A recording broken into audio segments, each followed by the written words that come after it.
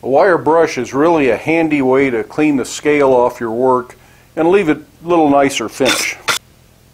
If you've been watching my videos for any length of time, you probably already figured out that I kind of like these long bristle wire brushes. These things are kind of springy, they get down into the crevices and they kind of pop scale out. They don't scrub real hard and they leave a fairly gentle finish for as coarse a bristle as these are. But they aren't the end-all be-all of wire brushes. There is no such thing. So I have more than one kind of wire brush. These short bristle block brushes, I love the wooden handle. I don't know why they don't put the wooden handle on this style, but they don't. These are very aggressive. They scrub, they will leave scratch patterns in the metal. You are actually removing a little bit of material if you're brushing really hot iron. So they're quite an aggressive brush, but they don't tend to get down in the little nooks and crannies quite like this one. Frequently I'll start with this and finish with this. Pretty handy way to go. These are available at just about any of the blacksmithing suppliers. I bought mine from Pay Tool, but I'm sure that Blacksmith's Depot has them. Centaur Forge probably has them. I think Ken's Custom Iron sells this one. I don't know if they sell this one. They're good brushes. Look around, but both of these came from Pay Tool. I think they still show up on Amy's website. Looks like this one still got a price tag on it, about $25. This one was about $20. So they're not cheap brushes. I go through about one or two of each a year. A more classic wire brush, they're a good wire brush, but they're not real aggressive. That's for little light scale, light pieces, being able to get around in things. Good for cleaning rust off of some stuff. I don't use it much at the forge, but they can come in handy. For really aggressive stuff, you can put a wire brush on an angle grinder. Now we talked about this when we did a video about angle grinders. Now I don't like a wire brush like this on a regular angle grinder. They go way too fast. It's way too dangerous in my personal opinion. This is a sander polisher, very similar to angle grinder, but it's variable speed. I run it at half speed or lower, and I feel much better about running this wire brush on there. Usually I'm only using this on cold material. It's stuff that's already been completely forged, and I'm brushing not so much just to remove scale, but because I want to give it a little silvery tint. It brushes the highlights and it gives it kind of a pewtery look, and I really kind of like that sometimes, not all the time, so I don't use this brush very often. I've also used it on hot material though. That's a two-person operation. I was doing some bowl type things, and after forging, one person would hold the piece in two very good fitting pair of tongs. The second person would run their wire brush starting at a red heat and working down till it was well below scaling heat, and that left a really neat finish, kind of a blue tinge to it because it was picking up the oxide colors as it cooled. Pretty neat. We'll try and do some of that at some point, but somewhat dangerous because now you've got a high-speed wire brush that's liable to throw a piece of material, so you've got to make sure that both people working are in a position that if the brush grabs the piece and throws it, it's throwing it somewhere else. There's also some use for a bronze brush, and I'll show you that in just a minute. And it's not really for cleaning things, at least not the way I use them. Now, these brushes are all very safe. They fall apart. The teeth fall out of them. Every wire brush you ever buy is going to lose bristles. Because you're using these by hand, they pretty much just fall to the ground. They aren't a big risk. Still wear your safety glasses, but you're not going to embed one of these in your forehead.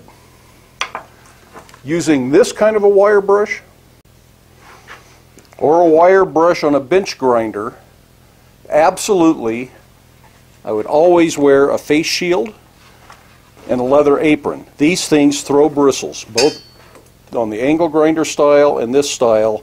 You're going to end up with bristles embedded in your clothes, in your forehead. Wear your safety protection when using these.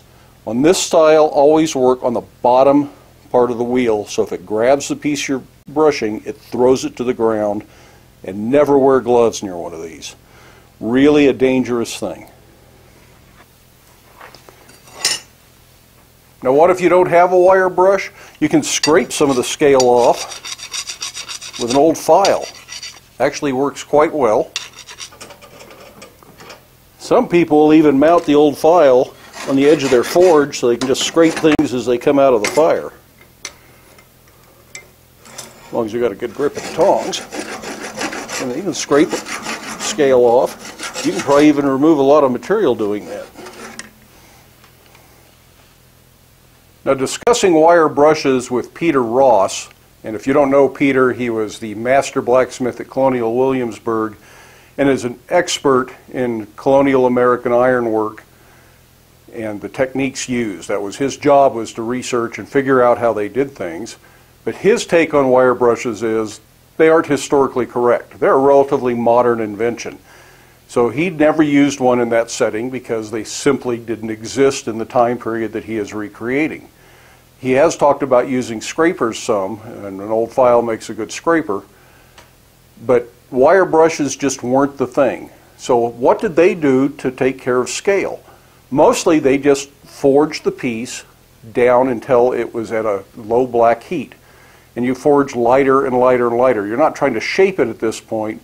You're just lightly planishing, giving it a finer finish, knocking the scale off. And once it's below scale heat, as you knock it off, it doesn't reform. So that's probably the finest way to get rid of forged scale. But you got to keep working the piece, even though you're done with it. Work it lightly until it's well below the point that it wants to scale, and you can get rid of most of that scale, and it will leave a very nice finish on your work. Just takes a little bit more time and effort. Now, what about that bronze brush? Well, if we take a piece of metal that is down into the black heat but still way too hot to touch and brush it with a bronze brush, some of that bronze rubs off. And you can see, if the light is just right, kind of a gold bronzy tint that you don't see on this side. And that won't stand going back in the fire. That'll just take it all back off again. It's just a very light patina. I wish the light was better. I see it very clearly. There you go. And that can be used for decorative purposes at times. Like I did that on the beards and mustaches on some of our wizard heads. So I hope that answers some of the questions people have asked me about wire brushes, particularly the one about where did you get that big long bristle brush? I got it from this one I got from the Gunther brothers, G3 Tools. I don't think they are still selling tools because they're too busy being blacksmiths, and they're also running a restaurant now, as I understand. Anyways, Pay Tool sells them. I suspect Centaur Forge and Blacksmith's Depot sell them. Other people will sell them. I've got links to a lot of those vendors down in my description. Head down there, visit them, give them your business. They'll appreciate it. No, they aren't paying me to send business their way. Those links are in there for your benefit, not mine. But now I have a question for you. I have been doing essentially two different formats of videos. A short format, which this one is, and the longer format, which is more project-based. And I intend to keep doing both formats. People have come out in favor of both of them. Nobody has come out against any of them, but some people certainly have a preference for the little 5-minute videos versus the 20 or 30-minute videos. I have lots of ideas for 20 or 30-minute videos that I will have trouble doing in 20 to 30 minutes. They might be 3 or 4 parts, or some of them might be 45-minute videos. It's not hard to come up with ideas for those videos. It is a little tougher to come up with good subject matter for a 5-minute or less video. So if you like these short format videos, what do you want to see? What kind of tools would you like to talk about? What simple little techniques that I can cover in 5 minutes would you like to see me present? I'm happy to do anything that I know how to do. If I don't know how to do it, we won't cover it, or we will learn together. We're not going to do anything real off the wall, keep it blacksmithing related. So if you've got a subject matter that would be good for a little quick tip, put it down in the comments, let me know. In the meantime, I hope you like this video. Love it if you hit the subscribe button. Share the videos with your friends, but do get out to the shop, wear your safety glasses, and we'll see you for the next one.